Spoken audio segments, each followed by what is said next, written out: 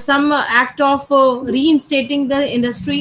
ठीक है, so everything which you are rehabilitating, restating, reforming, reviving in order to achieve better results and in order to earn the profits of the industry, so this type is known as rationalization. इस प्रक्रिया को हम कहते हैं युक्तिकरण. So rationalization refers to methods and techniques of organization that is designed to secure the minimum of waste of either effort or material. ठीक है, अब हमने कल आपको बताया था कि what are the different objectives of rationalisation. तो ऑब्जेक्टिव ऑफ रैशनलाइजेशन में सबसे पहले I told you that's it eliminates wastage and inefficiency. ठीक है, आप अगर किसी भी चीज में चाहते हैं कि आप उसको रिफॉर्मेशन करें, रिवाइव करें, फिर से नई चीज ले आए, तो डेफिनेटली आपको उसमें जितने भी तरीके की वेस्टेज और इनएफिशिएंसी होगी, you have to eliminate that. तभी आप अच्छे एफिशिएंसी के साथ बेटर रिजल्ट्स की उम्मीद कर सकते हैं. फिर आपको मैंने बताया था कि it ensures the maximum utilisation of resources, क्योंकि इम्पोर्टेंट ऑब्जेक्टिव ऑफ रैशनलाइजेशन ये भी है कि वी हैव टू एंश्योर, अगर हम चाहते हैं कि कम से कम वेस्टेज और इनएफिशिएंसी हो, so I have to make sure, because resources are very scarce, so हमेशा हमें उन रिसोर्सेज का प्रॉपर तरीके से यूटिलाइजेशन करना पड़ेगा ताकि हम कम दाम में एक बेहतर प्रोडक्ट अपने कस्टमर को दे पाए. फिर आपको मैंने बताया था मैक्सिमाइजिंग प्रोडक्शन. हमेशा जो रैशनलाइजेशन का ऑब्जेक्टिव होता है that is to maximise more and more production. फिर maximum efficiency at minimum effort. कोशिश ये होनी चाहिए कि आप जानते हैं कि efficiency that affects the overall performance and profitability of the industry. तो रैशनलाइजेशन का उद्देश्य क्या होना चाहिए? That is to seek improve the efficiency of worker by improving the working condition. क्योंकि अगर आप वर्कर की वर्किंग कंडीशन को इम्प्रूव करेंगे तो डेफिनेटली उसके काम करने की एफिशिएंसी भी और अच्छी होगी. That is going to enhance the productivity of the worker. ठीक है, तो उससे वो अच्छा काम करेगा, जिससे आपको अच्छा बेटर रिजल्ट मिलेगा, आपके ऑब्जेक्टिव्स अचीव होंगे और आपको ज्यादा से ज्यादा प्रॉफिट होगा. फिर simplifying marketing and distribution system. हमेशा कोशिश ये करनी चाहिए कि बहुत बड़े चैनल ऑफ डिस्ट्रीब्यूशन को ना करके आपका एम्फोसिस जो होना चाहिए वो होना चाहिए डायरेक्ट सेलिंग या फिर डायरेक्ट पर्सनल सेलिंग या फिर डायरेक्ट मार्केटिंग में. क्योंकि जब तक आप कस्टमर से सामने मिलेंगे नहीं, यू डू नॉट नो कि उसके डिजायर वांट्स क्या हैं. तो इसलिए बहुत आवश्यक है कि आप इन तरीके के चैनल ऑफ डिस्ट्रीब्यूशन का न रख के बिल्कुल सिंपल मेथड अपनाएं, डायरेक्ट सेलिंग करें और कस्टमर को की नीड्स एंड वांट्स को जाने. So that's the simplifying the marketing and distribution system. फिर improving the quality of the product.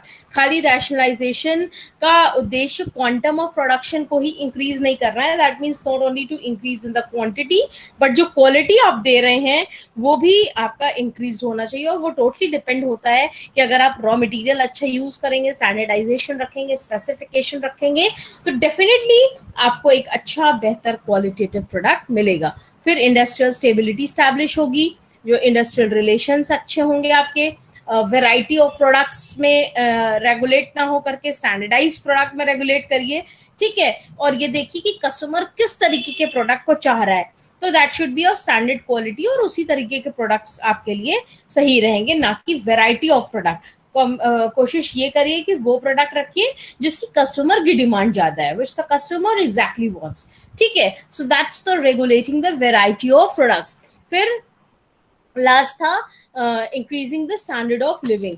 Definitely अगर आप नए टूल्स और टेक्निक्स का एडॉप्शन करेंगे तो हमेशा आप एक कॉस्ट ऑफ प्रोडक्शन आपकी लेस होगी और कम दाम में आप एक क्वालिटेटिव प्रोडक्ट अपने कस्टमर को दे पाएंगे, तो जिससे कस्टमर की स्टैंडर्ड ऑफ लिविंग इंक्रीज होगी. और जब उसकी स्टैंडर्ड ऑफ लिविंग इंक्रीज होगी, that's going to increase the per capita income. When there will be the increase in per capita income, definitely that's leading to the economic growth of the country, and that's an important tool for the economic development of the country. So this is how the rationalization improves the standard of living of the people by offering the qualitative product, that too at the cheap rate of prices.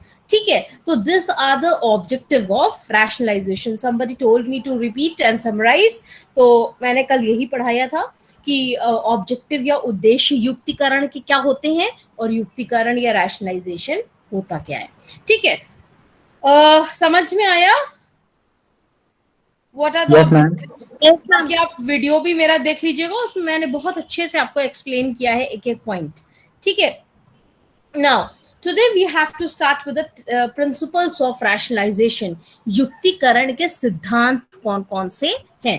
तो number 1, technological principal. आप जानते हैं कि rationalisation is a multi dimensional movement.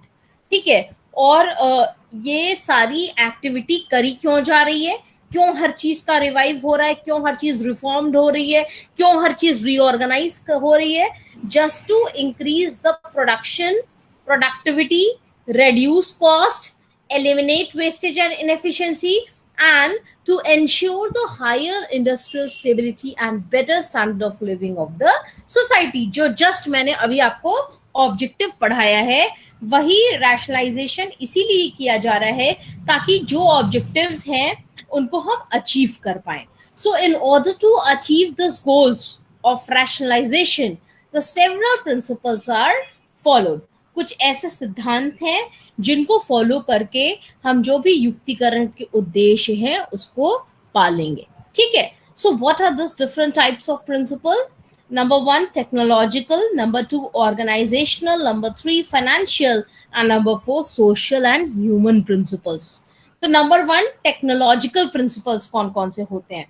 ठीक है, आप जानते हैं कि rationalisation totally aims at securing maximum technological efficiency in an industry. आप रैशनलाइजेशन का हर चीज का हमने रिवाइव और रीऑर्गेनाइज क्यों कर रहे हैं? ताकि हम ऐसी तकनीक अपने व्यवसाय में ले आए कि जो हमारा इंडस्ट्री है वो totally latest tools and technology से इंटीग्रेटेड रहे और हम कम दाम में बेहतर प्रोडक्ट अपने कस्टमर को दे पाए. इसलिए बहुत आवश्यक है कि जितने भी नई तकनीकें हैं, जितने भी नए टूल्स हैं, हम उनको अपने व्यवसाय में लेके आए. So that secures the maximum technological efficiency in an industry. तो number 1, standardization. टेक्नोलॉजिकल प्रिंसिपल का सबसे important point and first point is standardisation. कैसे?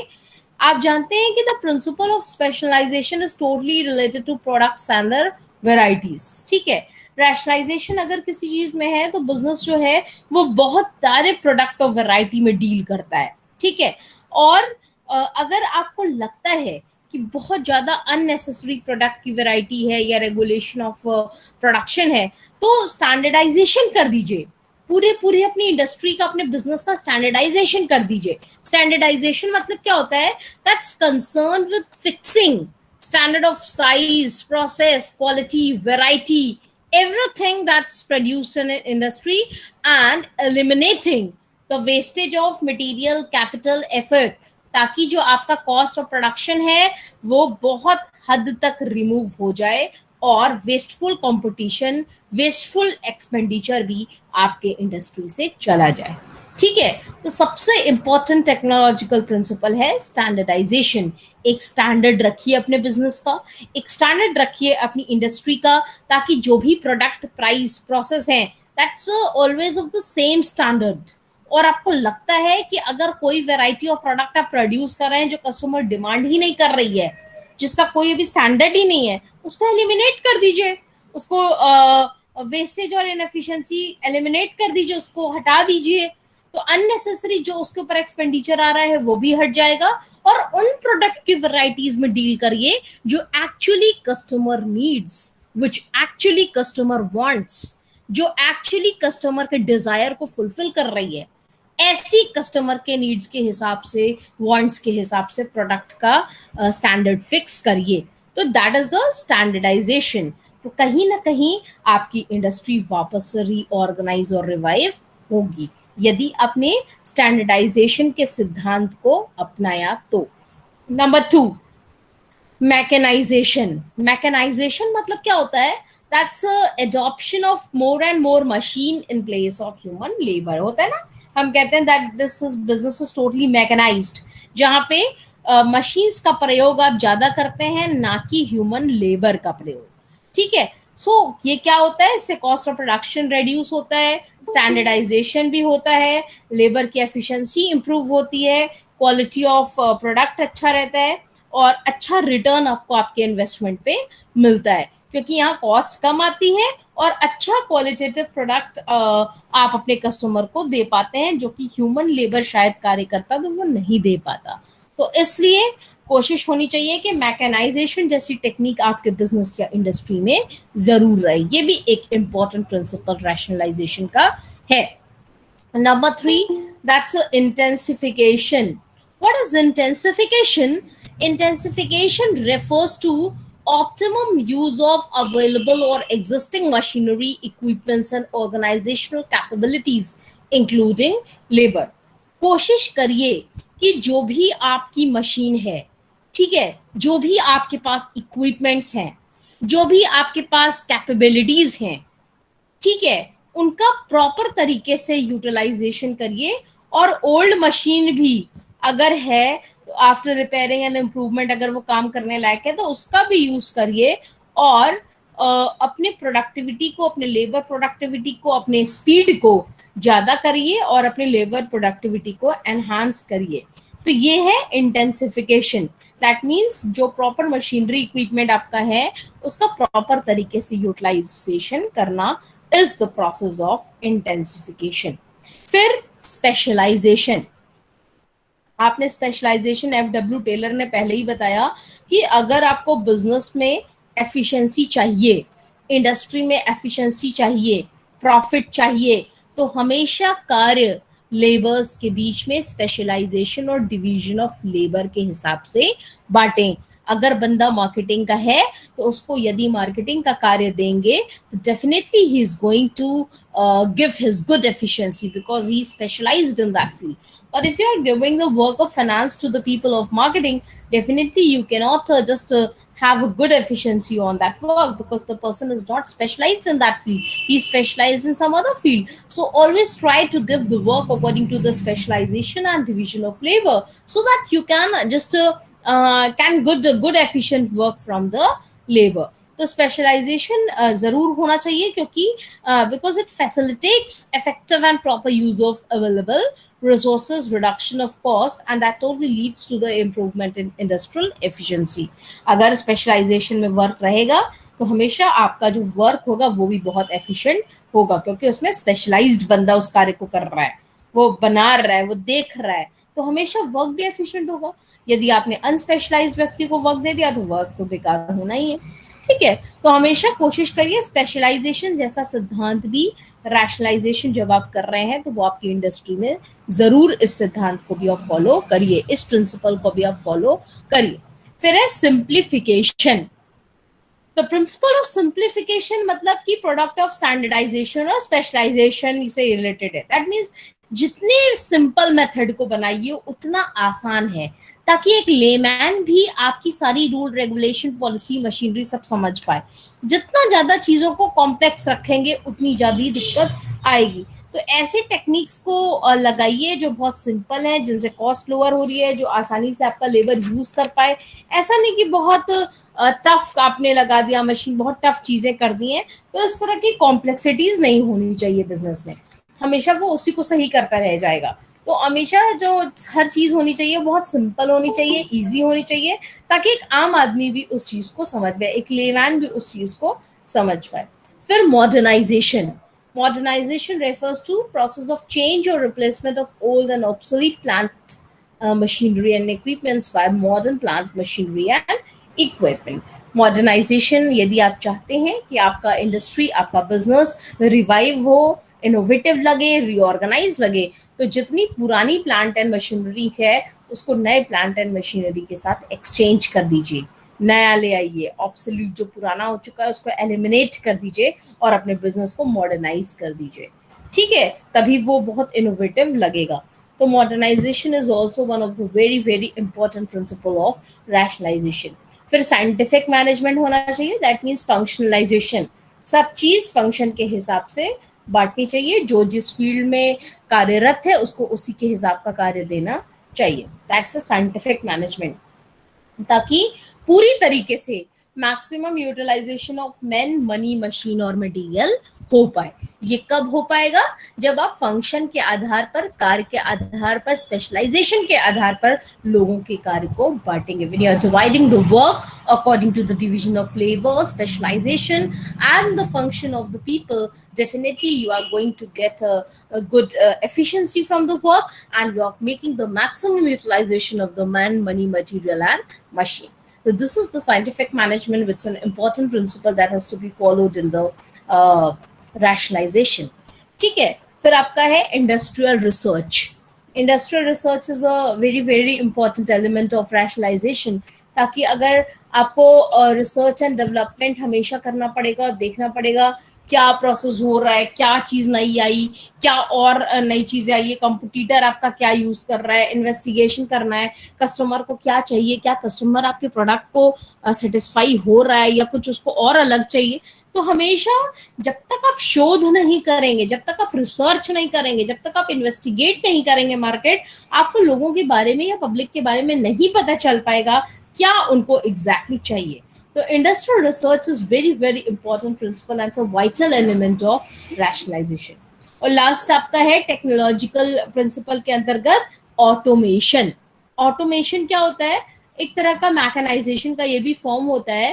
That means establishment of effective integration and coordination among the method of material management, production management and organization structure, so as to work within an enterprise could be performed with minimum effort. हमेशा सारी चीजों के बीच में एक ऐसा समन्वय रखिए, एक ऐसा इंटीग्रेशन रखिए, एक ऐसा कोऑर्डिनेशन रखिए, ताकि जो वर्क बहुत कॉम्प्लेक्स भी दिख रहा है, बहुत टफ भी दिख रहा है, उसको आप मिलजुल के कोऑर्डिनेट करके बहुत इजी करके वो कार्य कर लें। ठीक है, तो इसलिए इसको हम कहते हैं automation. That means the work is perform, सब मिलजुल के यदि करेंगे, एकजुट होके करेंगे, कोऑर्डिनेट होके करेंगे, तो जो टफ से टफ वर्क है वो कम से कम एफर्ट में भी पूरा हो जाएगा और जल्दी हो जाएगा। तो इसलिए automation is also an important principle of rationalisation. तो एक बार टेक्नोलॉजिकल प्रिंसिपल जो जो फॉलो करना है, I should repeat: standardization, mechanization, intensification, specialization, simplification, modernization, scientific management, industrial research and automation. These are the technological principle of rationalization, जहाँ जो industry को follow यदि इंडस्ट्री करती है तो पूरी तरीके से उसका बिजनेस, उसकी इंडस्ट्री रिवाइव और रीऑर्गेनाइज हो जाएगी। ठीक है, सो that's the principle of rationalization. That's a technological principle of rationalization. So is the concept clear? समझ में आया सबको? Yes, ma'am. समझ में आया सबको? Yes, ma'am. बस एक ही तो बच्चे भाई आंसर करते हैं, क्यों? Yes, ma'am. Yes, मैम लिख रहे थे। क्या लिख रही थी? Yes, ma'am. मैम जो आप बोल रही थी वो तो दिया हुआ है, बुक में भी दिया है, वीडियो में भी दिया हुआ है, तो क्यों लिख रही हो? अभी ध्यान से सुनो। मैम बुक नहीं है ना, यहाँ पर डिलीवरी नहीं होती है वो वाली बुक्स की। किस बुक की? मैम जो आपकी ऑनलाइन मिल रही है, ये सब्जेक्ट वाली, आउटर एरिया पड़ता है हमारा, मध्य प्रदेश। अच्छा, समझ में आ रहा है जो पढ़ा रही हूँ यस मैम। कि नहीं समझ में आ रहा है? मैम आ रहा है ना समझ में। अच्छा, मैम एक बार इंटेंसिफिकेशन फिर से बता दीजिए। इंटेंसिफिकेशन मतलब क्या होता है कि दैट मीन्स कि ऑप्टिमल यूज ऑफ अवेलेबल और एग्जिस्टिंग मशीनरी, इक्विपमेंट और organisational capabilities including labour. That means जो भी आपके पास मशीन है, जो भी इक्विपमेंट है, जो भी ऑर्गेनाइजेशनल कैपेबिलिटी है, जो लेबर है, हमेशा कोशिश करनी चाहिए कि इनका प्रॉपर यूज करें। जो ओल्ड मशीन है उनका भी प्रॉपर यूज करें, तभी आप हायर स्पीड में काम कर पाएंगे और अपने लेबर की प्रोडक्टिविटी को इंक्रीज करेंगे। तो सिंपल कहने का ये मतलब होता है कि जो भी आपके पास टूल्स, टेक्निक्स, इक्विपमेंट्स, कैपेबिलिटीज हैं, उनका प्रॉपर तरीके से यूटिलाइजेशन करें। ठीक है, और faculty Yes, of ma'am. Commerce की क्लास उस चलती है कि नहीं चलती है, आप लोग पता करते हैं? मैम मेन कैंपस, हाँ। मैम वहाँ तो टीचर ही नहीं आता है। अच्छा, यहाँ तो सबकी चलती है ना। हाँ मैम यहाँ तो डेली चलती यहाँ तो है। सब लोग पढ़ाते हैं, सब लोग बहुत अच्छे हैं। चलो ठीक है। तो I was teaching the technological principle, ठीक है। अभी क्या है दूसरा principle, what is it, that's a organisational principle. मैंने बताया कि आपका प्रिंसिपल ऑफ रैशनलाइजेशन 4 तरीके का होता है, technological, organisational, financial and social and human. अब ऑर्गेनाइजेशनल प्रिंसिपल क्या क्या होता है? Number 1, that's a industrial combination. That means क्यों? क्योंकि with view to making the industry vibrant and effective, अगर आप चाहते हैं कि आपकी इंडस्ट्री लार्ज स्केल हो, वाइब्रेंट हो, मोनोपोली हो, वो इफेक्टिव हो, तो कोशिश हमेशा कॉम्बिनेशन या संयोजन का अडॉप्ट करना चाहिए, ताकि बड़ी यूनिट जो है वो स्मॉल और इनएफिशिएंट एंटरप्राइजेस के साथ अगर कंबाइन कर लेंगी तो डेफिनेटली आप एक बड़ी यूनिट के संग पूरी तरीके से वेस्टेज आप रिमूव कर पाओगे और large scale production and distribution में कहीं ना कहीं आ जाओगे। तो दैट्स अ इंडस्ट्रियल कॉम्बिनेशन आप कर लें। अगर आपको लगता है कि आप बहुत स्मॉल एंड इनएफिशिएंट है, तो बड़ी लार्ज या जॉइंट यूनिट्स के संग इफ यू कंबाइन, तो हमेशा डेफिनेटली आपको प्रॉफिट भी अच्छा होगा और आप अपने ऑब्जेक्टिव्स को पूरा भी कर पाएंगे। दूसरा, work specialisation. Different enterprises within an industry produce specific components of product, not the entire product. So definitely it removes the wastage of labor and capital. तो अगर आप पूरे enterprise का work, ठीक है, किसी को पैकेजिंग है, किसी को प्रोडक्शन है, कोई मार्केटिंग कर रहा है, कोई सेलिंग कर रहा है, कोई फाइनेंशियल डिपार्टमेंट पे है, तो अभी अगर सबका वर्क सबके स्पेशलाइजेशन के हिसाब से बांट देंगे तो डेफिनेटली आपके लिए बहुत अच्छा होगा अपने ऑब्जेक्टिव को इजीली अचीव करना। अगर एक ही आदमी सारा बर्डन लेगा तो डेफिनेटली वो ऑब्जेक्टिव को अचीव नहीं कर पाएगा। तो हमें वर्क के स्पेशलाइजेशन के हिसाब से किसी को प्रोडक्शन को वर्क दे देना चाहिए, किसी को मार्केटिंग, किसी को स्पेशलाइजेशन, किसी को सेलिंग, ठीक है, जो जिस फील्ड में कैपेबल है उसको उसके हिसाब से वर्क दे देंगे, तो then the work is going to become much much much much easier और कॉम्प्लेक्सिटीज किसी तरह की आपके बिजनेस में आपको नहीं आएंगी। फिर next is the matching of supply with demand. ठीक है, हमेशा rationalisation it regulates the behaviour of market by just adjusting the supply and overall demand. ठीक है, हमेशा हमको प्रोडक्शन किसके आधार पर हम करते हैं? हम देखते हैं कि डिमांड कितनी है प्रोडक्ट की। तो डेफिनेटली हमको हमेशा डिमांड एंड सप्लाई की चीज़ों को देख के चलना चाहिए और उसी हिसाब से प्रोडक्शन करना चाहिए कि एग्जैक्टली मेरा कस्टमर कितना डिमांड कर रहा है और किस हिसाब से हमें गुड्स को प्रोड्यूस करना है। तो अगर आप चाहते हैं कि वेस्टेज कम से कम हो, तो हमेशा डिमांड एंड सप्लाई की सिचुएशन को आप देखकर ही अपना प्रोडक्शन करिए कि कितने यूनिट्स डिमांडेड है और कितने नहीं डिमांडेड है। फिर control over the entrance of new unit, this is an also important aspect of rationalisation. अगर आपको एडजस्टमेंट ऑफ एग्रीगेट प्रोडक्शन और डिमांड में एडजस्टमेंट ले आना है, तो आपको हमेशा कुछ रिस्ट्रिक्शन जो नई यूनिट्स आई हैं उनके ऊपर इम्पोज करना पड़ेगा कि भाई आप देख लो, आप ऐसे मत करो, वैसे मत करो, क्योंकि अभी नए हैं। कोई भी नया यूनिट अगर एज अ फ्रेश यूनिट आ रहा है, अभी जिसको इतनी जानकारी ही नहीं है, नॉलेज ही नहीं है मार्केट की, तो आपको कुछ रिस्ट्रिक्शन उनके ऊपर लगाना पड़ेगा और सप्लाई और डिमांड की हर चीज को देखते ही उनको आदेश देना पड़ेगा कि वो आगे का कार्य करें। That's the control over the influence of new units. फिर नेशनलाइजेशन, ये भी एक इम्पॉर्टेंट प्रिंसिपल है। रैशनलाइजेशन एक ऑर्गेनाइजेशनल का इम्पॉर्टेंट प्रिंसिपल है। दैट्स नेशनलाइजेशन मतलब क्या होता है? It employs the taking over of ownership and management of industry by the government. और ये क्यों किया जाता है? To make it more efficient, more effective and more productive. ठीक है, अगर गवर्नमेंट ने ले लिया, नेशनलाइजेशन कर लिया, ओनरशिप ले लिया, तो इसलिए ले लिया ताकि आप और ज्यादा एफिशिएंट और इफेक्टिव और प्रोडक्टिव होइए। So these are also the very important organizational principle of rationalization. Okay, बहुत ज्यादा भी नहीं जाऊंगी। आज मैंने टेक्नोलॉजिकल और organisational principle I have told you. जब मेरी नेक्स्ट मंडे को क्लास होगी तो I will tell you abouting the financial principle, और एक आपका बचा है सोशल एंड ह्यूमन प्रिंसिपल। ये नेक्स्ट मंडे की क्लास में हम लोग करेंगे। हम एक बार मैं रिवाइज भी कर दूंगी टेक्नोलॉजिकल और ऑर्गेनाइजेशनल। तब तक आप वीडियो भी देख लीजिएगा मेरा, उसमें मैंने चारों चीजें बहुत अच्छे से एक्सप्लेन की हैं, चारों principles. So next Monday will meet again from 1 to 2. Today I'll complete it with the technological principle of rationalization and organizational principle of rationalization. Next Monday I'm having my class, और most probably next week में मेरा course भी complete हो जाएगा, क्योंकि सिर्फ 3 ही topic बची है। एक दिन मैं आपको सोशल एंड ह्यूमन और फाइनेंशियल प्रिंसिपल ऑफ रैशनलाइजेशन पढ़ाऊंगी, एक दिन एडवांटेजेस पढ़ाऊंगी, और एक दिन मैं आपको पढ़ाऊंगी rationalisation versus scientific management. With this we will be completing our course. उसके बाद थ्योरीज बची हैं, वो नेक्स्ट वीक की अगर क्लास मिलेगी तो उसमें मैं थ्योरीज भी आपको कंप्लीट कर दूंगी। ठीक है, अब आप देख लीजिएगा कोई टॉपिक अगर बचा हो। मेरे ख्याल से मैंने हर एक टॉपिक टच करके आपको पूरा कोर्स कंप्लीट किया है। ओके मैम आप असाइनमेंट नहीं भेजिए। हाँ दे दूंगी मैं आज दे दूंगी। ठीक है, पक्का आज दे। मार्क्स सीजनल का कौन सा सेशनल? वो कॉन्फिडेंशियल है, वो आपको नहीं मिलेगा देखने को।